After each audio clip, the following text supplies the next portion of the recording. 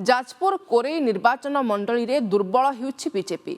आज शह शह समर्थकों उपस्थित अनुष्ठित एक बैठक में बीजेपी दलरू इस्तीफा घोषणा करिसेंती बीजेपी नेता विश्वजित नायक। विश्वजित समेत बैठक में उपस्थित 800 रु ऊर्ध्व नेता और कर्मी मध्य दल छाड़ा नहीं घोषणा करिसेंती। विश्वजित गत 2019 निर्वाचन में बीजेपी कोरेई विधानसभा आसन पर लड़ी थे। तेबे चलित थर बीजेपी टिकेट न देबारु से एपरि निष्पत्ति नहीं आलोचना होउछि। दल चलित थर आकाश दास नायक को कोरेईरु प्रार्थी करिछि बीजेपी।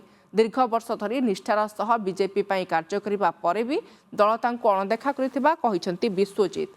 तांको सह कार्यकर्ता आलोचना न करी जणे आमदानी नेतांको दल टिकेट देइथिबारु तांको कर्मीक भावावेग को आघात लागिथिबा कहिसंती विश्वजित।